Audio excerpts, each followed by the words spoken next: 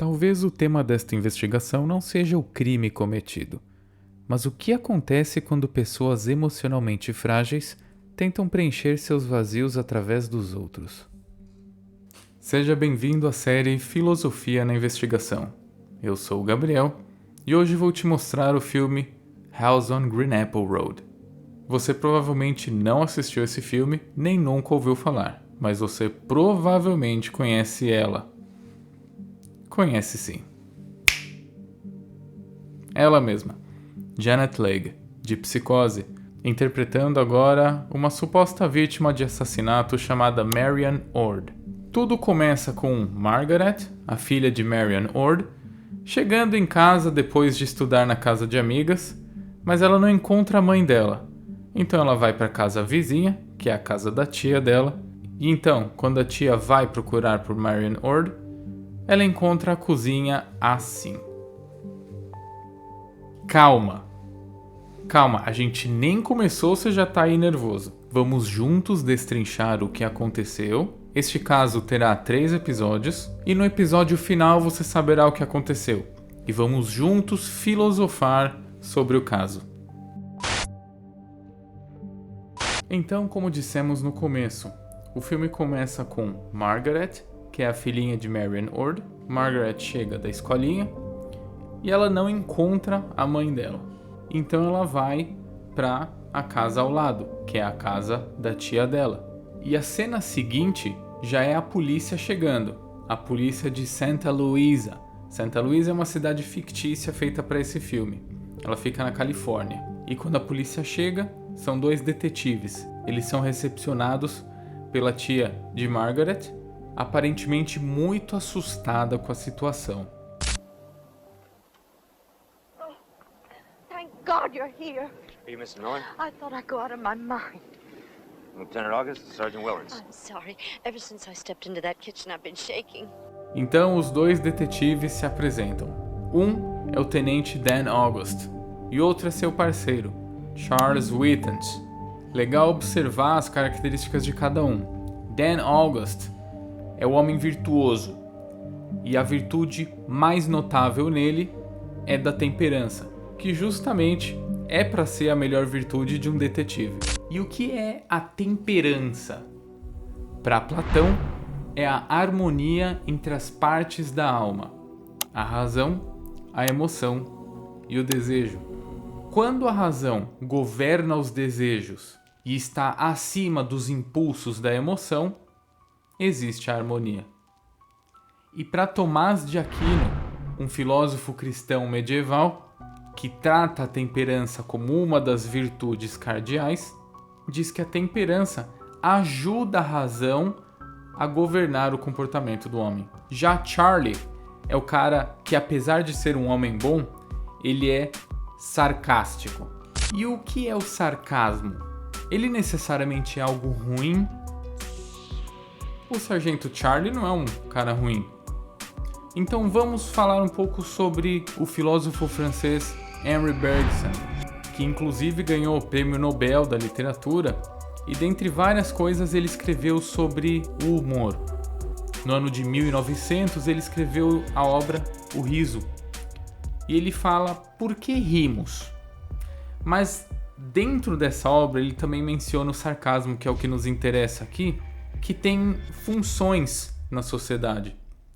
Ele pode revelar uma hipocrisia, uma arrogância e uma inconsistência moral. Se é para isso que é usado o sarcasmo, ele é bom.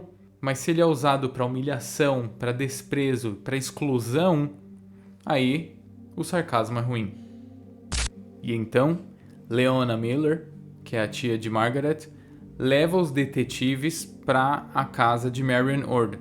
Detalhe muito interessante é que eles em nenhum momento contam para Margaret o que aconteceu. A Margaret não viu a cozinha, a Margaret não faz ideia do que aconteceu, só sabe que a mãe dela não está, e eles não deixam a Margaret ir junto para a casa de Marian Ord. Eles deixam ela na casa da tia assistindo televisão. Would you mind showing us? No, it's this way. Lee, Go back inside, honey. can't I come with you? You watch the TV and tell me what I've missed. All right. She doesn't know? She came over to my house and said her mother wasn't home. Well, she always comes over when Marion's gone, so I didn't think anything of it. The door's just around the corner. I'd better get back to Margaret. That's fine, Mrs. Miller.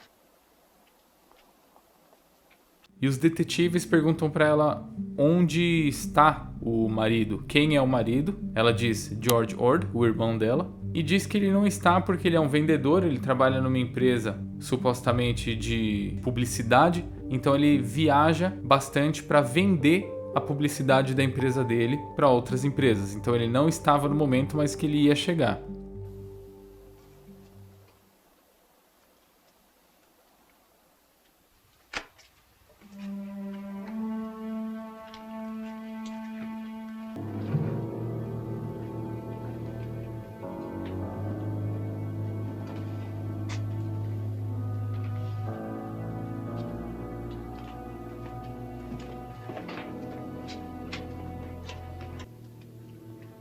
Lieutenant August, let me have Chief Untermeyer. Chief, that call was for real. No, we haven't spotted a body yet. We just got here. Charlie will check the grounds. I'll go through the house. Yeah, you better send the boys in the lab as soon as you can. Right, see you here.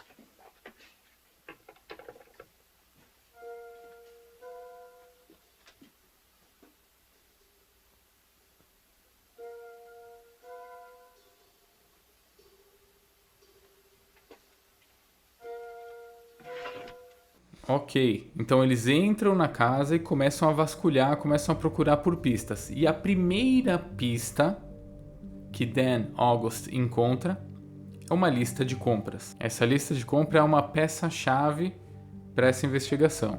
Mas vamos adiante. Dan August começa a vasculhar a casa, começa a entrar nos quartos e encontra o quarto que seria de Marion e de George Ord. Ele começa a procurar no armário, no guarda-roupa, até que ele começa a mexer no gaveteiro e encontra escondido algumas fotos.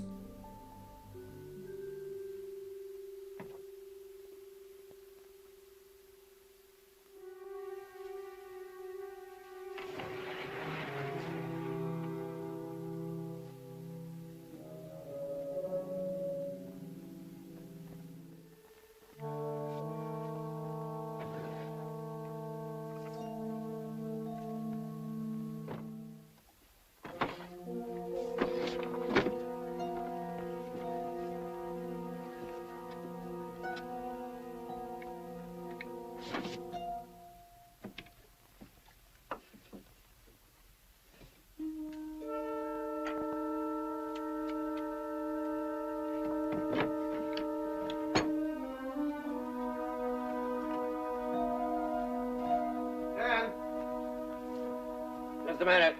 E ele leva essas fotos com ele. Também podem ser provas ou pistas de alguma coisa. Enquanto isso, o sargento Charlie estava ligando para todos os hospitais da região para saber se de repente se ela sobreviveu, ela não foi para algum hospital de alguma forma. E nenhum hospital da região tem marcado lá a presença de alguém com o nome Marion Ord. Aí ele também ajudou a procurar na casa e no fundo da casa tinha um congelador, um refrigerador grande. Aí ele chama Dan August para dar uma olhada. By the way, I checked the rest of the house. Nothing. Except the deep freeze out there.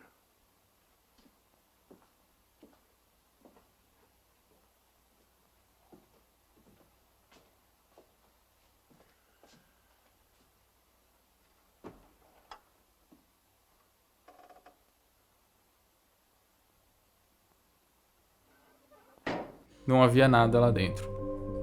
Então as demais unidades da polícia chegam, junto com o chefe da polícia municipal ali, o Chief Frank. Chief? Oh, Charlie. Get this to Rivera, please. Right. What about the body, Dan? So far, there isn't any.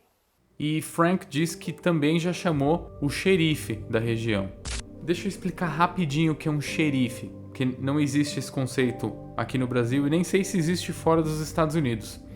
Os Estados Unidos têm seus estados e os estados são subdivididos em condados. Um condado pode ter algumas cidades, alguns municípios dentro dele. E o condado tem um líder, esse líder é o xerife. O xerife ele tem uma função um pouquinho mais jurídica do que de segurança, que difere ele um pouco da polícia do município. Ele trabalha na manutenção de tribunais locais, registros de propriedade, manutenção também de estradas rurais, e a polícia do xerife atua em locais onde a polícia municipal não atua. Geralmente são áreas rurais.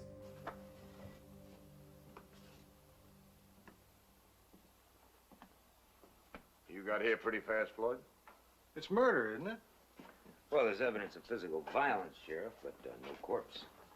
Have you been looking for it? No, not really. You know how it is. Corpses are so messy and everything. Meanwhile, if you don't mind, we'll take a look around.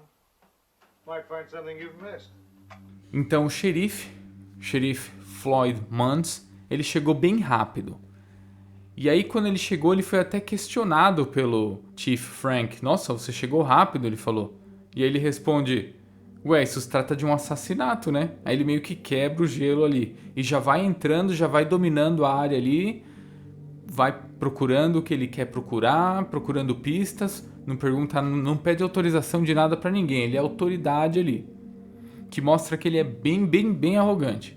E um fato que é importante mencionar aqui sobre xerife é que o xerife ele é eleito.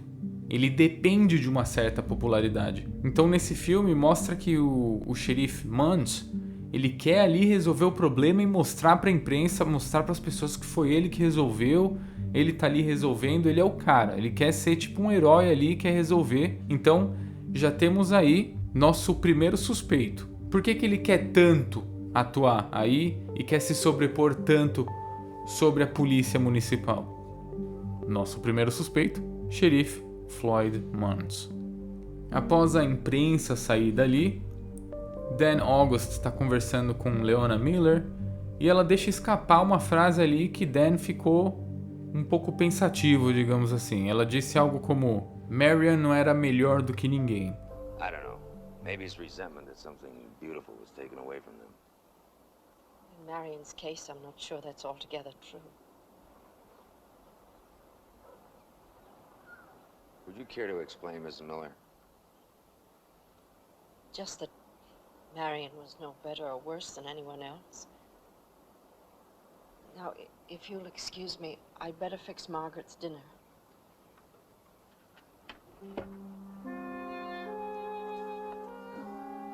E nesse momento aí dá pra ver o xerife falando com a imprensa como se ele fosse o herói ali da situação. Então, depois disso, os detetives voltam para a delegacia de polícia, fazem a reunião que eles têm que fazer, apuram os fatos e voltam de novo para a casa de Marion Ord. Quando eles voltam, a perícia já limpou toda a cozinha, não sobrou nada lá. E eles estavam aguardando a chegada de George Ord, que informantes disseram que ele já estava para chegar. E Dan August nota que sumiu uma coisa muito importante. Aquela lista de compras não estava mais lá.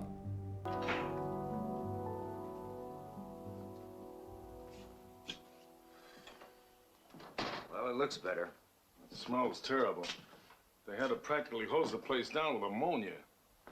Clears out the sinuses. Oh, by the way, the lab estimated the loss of blood at 7 pints. If I remember my high school biology, the human body carries around about 10. And we're definitely looking for a corpse, right? No more walking wounded? Well, we had to be sure. The lab also said the blood type was O. That's Mary North's side. How'd you know that? The hospital where she had the little girl. They keep files. Where's the grocery list? Well, the boys probably took it down to the lab to check the fingerprints. They certainly wouldn't have destroyed it. Certo, então George Ord chega, eles veem ele pela primeira vez, dá pra notar que ele chega assustado, como se não soubesse o que tinha acontecido. Explicaram pra ele rapidinho ali, ele tava incrédulo, ele não conseguia acreditar que aquilo aconteceu. Chegou com uma cara bem assustada e dá pra notar que ele tinha um machucado na mão. A mão dele tava um pouco enfaixada, mas até aí não dava pra saber o que era. Ele começou a ser interrogado, ele até achou estranho, que os detetives podiam suspeitar dele. E quando ele foi questionado onde ele estava na sexta-feira à tarde, ele disse que estava no hotel Vineyard Inn, em Fresno, Califórnia. A cidade de Fresno realmente existe. Ele estava viajando a trabalho e ficou supostamente hospedado nesse hotel. First, Mr. Ord, would you tell us where you were yesterday? Me? Just routine, sir. I was in Fresno on business. Whereabouts in Fresno? The Vineyard Inn. Could you give us the names of the customers you saw yesterday? Are you sure this is just routine? Mr. Ord, apparently a murder's been committed here. We have to check out everything. E aí eles levam George Ord até a casa da irmã dele do lado. George Ord pede para ver a filha, ver se ela tá bem, tá preocupado com a filha dele. Aí, enquanto isso, eles conversam mais um pouco com Leona Miller, a irmã dele. Aí ela diz mais uma coisa que chama a atenção de Dan August. Well, it's fortunate you live next door. At least for your niece's sake. It's no coincidence, Lieutenant. George arranged it. Marion was... well, Marion kept herself very busy. In other words, as a mother, she wasn't adequate. I didn't say that. Ela diz que não é à toa que ela mora do lado, na casa ao lado, que foi George Ord que ajeitou isso aí. Porque Marion Ord se mantinha muito ocupada, não ficava muito em casa. Já acendeu uma luz aí, uma luz vermelha para Dan August. Aí eles sentam no sofá e aí ele mostra aquelas fotos que ele tinha encontrado antes. Ele mostra para Leona e pergunta se ela conhece as pessoas dessa foto. Em cada foto era Marion Ord com um cara diferente. Aí ele pergunta para Leona se ela conhece esses caras e ela conhece 3 desses 4. I'd like to show you this first, rather than Mr. Ord. I found this in the bottom drawer of Mrs. Ord's bureau. It seemed to have been hidden. Well, do you know who they are, Mrs. Miller? At least 3 of them, I suppose. O primeiro é Bill Foley, um salva-vidas no clube onde ela frequentava. Ela frequentava o clube esportivo da cidade e ele era um salva-vidas lá. Foley, I think. He was a lifeguard at the sports club. O segundo é Ryan Hagan, o reverendo da igreja local. Reverendo é tipo o pastor. This is Reverend Ryan Hagan. Marion was a member of his church. I went with her once to hear him preach. O terceiro é Paul Durstin, que é o presidente do clube esportivo aí da cidade. The only other one I know is this one. His name's Paul Durstin.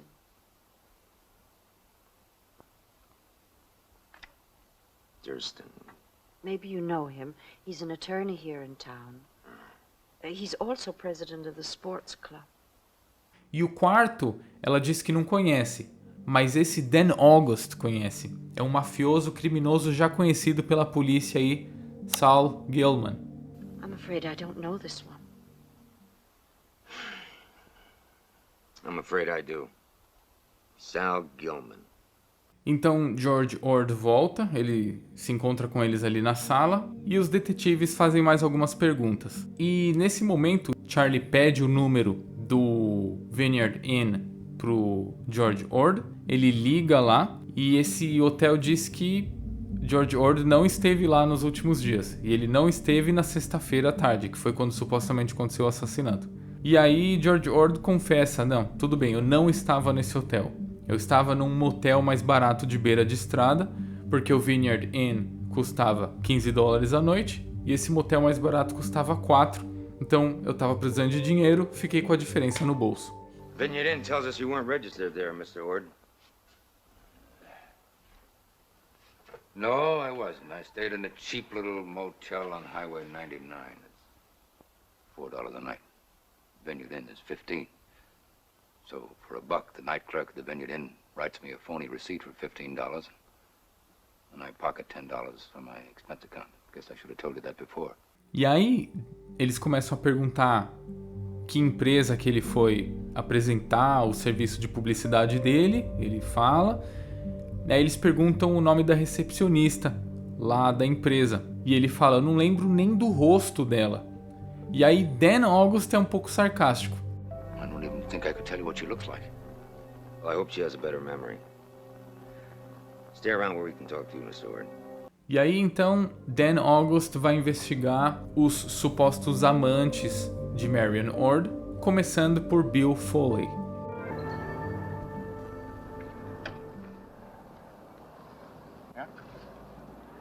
I'm investigating the disappearance of Marion Ord. Hear about it?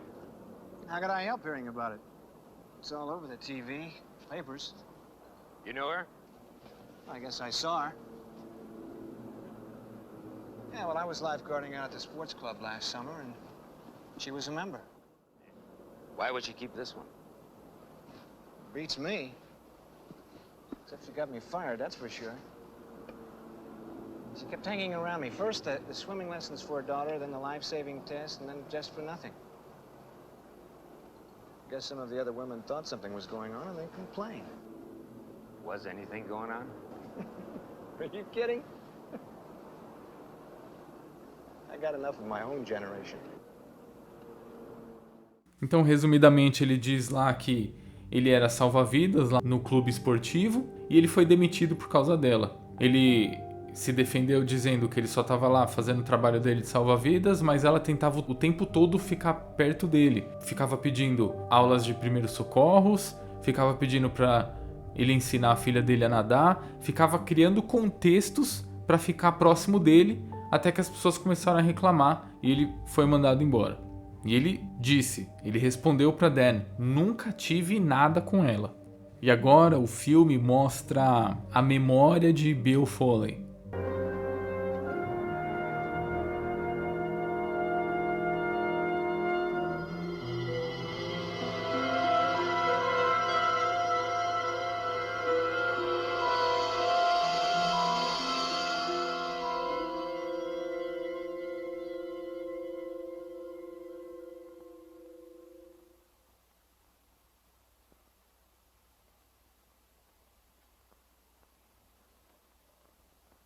Anybody see you come in here? I don't think so. Mrs. Durston. She keeps watching us like a bird dog.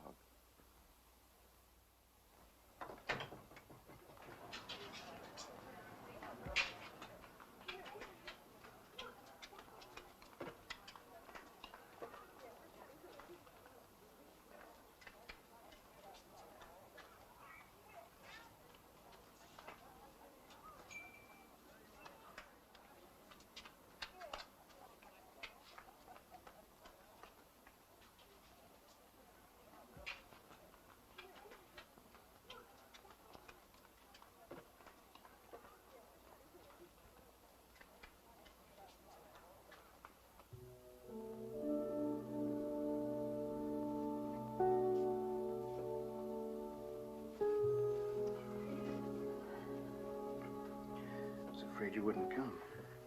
I wanted to give you back your key. What's the matter? Billy, it's all wrong. I shouldn't have come up here. Not the first time, not now. But you did. And you know why you did? But that doesn't make it right, does it? Well, make it right, okay? No. No, I mean it. I've never done anything like this before, not ever. I don't know what's wrong with me. Nothing's wrong. Just relax. No. No. Then you tell me something. Why do you keep coming back? I can't help it. Okay. Come on, Marion. No, Billy. I'm married.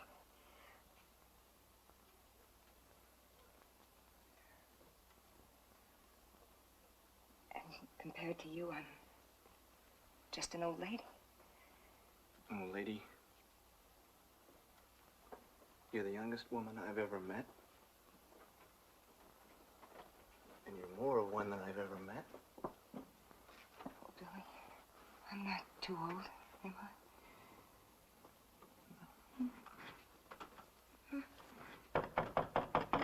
Foley, open the door.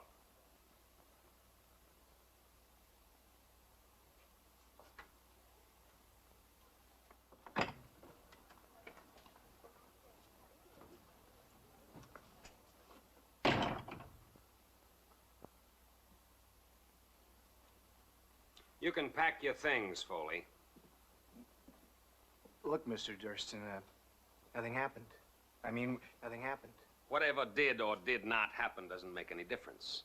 Mr. Durston, The point is that there has been too much talk and that this is a family club.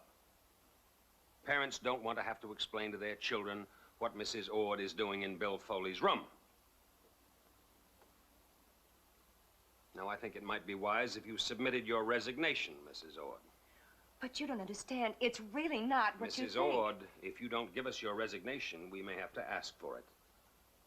That might be rather difficult to explain to your husband. I'll send it in tomorrow. I'm sorry I have to be the one to do this, but I am afraid that I am president of the club, and the complaints come to me.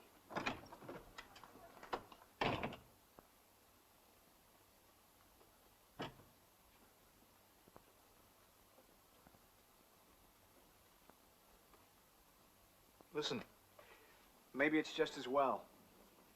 As soon as I get another job, I'll run an apartment. Next time we won't have to meet in this fishbowl. No. No. No next time. What are you talking about? I'm not going to meet you anymore, Billy.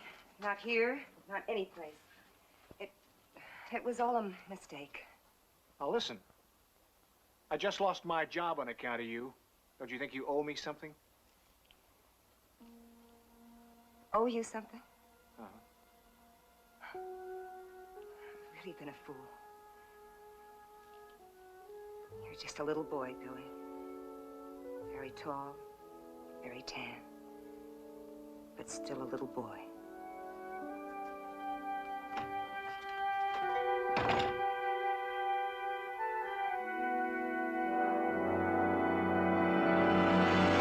Então, na memória dele, ele foi pego no quarto dele de funcionário com ela. Ela tinha até a chave do quarto dele. E eles foram pegos e ele perdeu o emprego. Ele foi demitido por causa dela. E ele joga isso na cara dela. Ele fala, ó, fui demitido por sua causa. Você me deve favores. E ela chama ele de moleque e vai embora.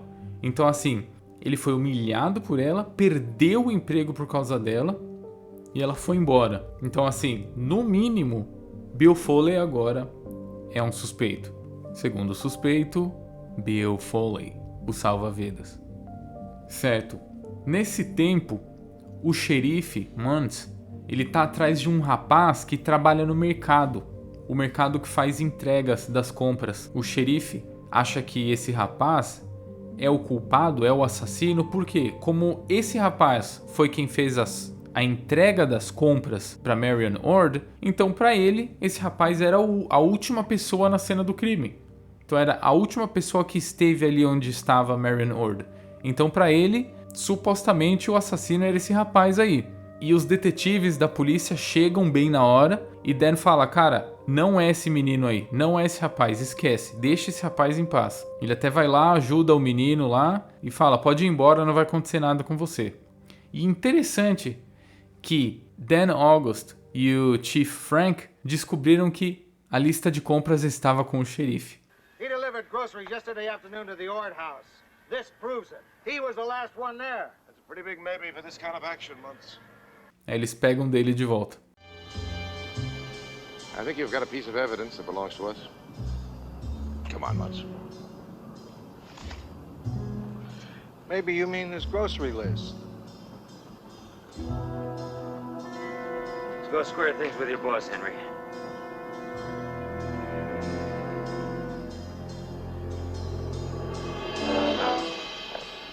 Mais tarde, na delegacia, Dan August recebe um reporte de que alguém viu, na noite da sexta-feira, alguém jogando na água algo que parecia um corpo. Porque ali naquela cidade tem um pier.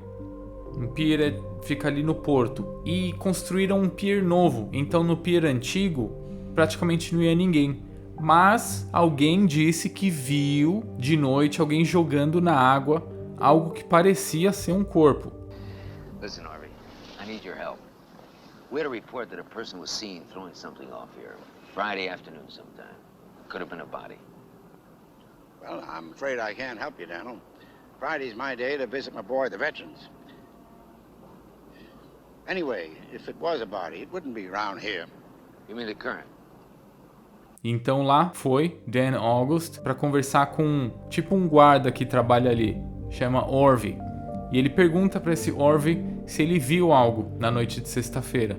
Ele disse, cara, bem nesse dia eu não estava trabalhando. Eu viajei com meu filho, ele saiu com o filho dele e não estava nesse dia. Mas ele disse que se tivesse sido jogado ali na sexta-feira, até aí no dia seguinte o corpo já não estaria mais ali por causa da corrente marítima. Beleza, pra gente não se prolongar muito, o vídeo não ficar extenso demais, aqui acaba a parte 1. Nós temos 2 suspeitos, o xerife Muntz e um dos amantes de Marion Ord, o salva-vidas Bill Foley. No próximo episódio a gente vai continuar a nossa investigação, vamos ver outros suspeitos e vamos conversar um pouco da psicologia das pessoas ali, vamos filosofar um pouco mais. Se você assistiu até aqui, muito obrigado e espero vê-lo no próximo vídeo, parte 2.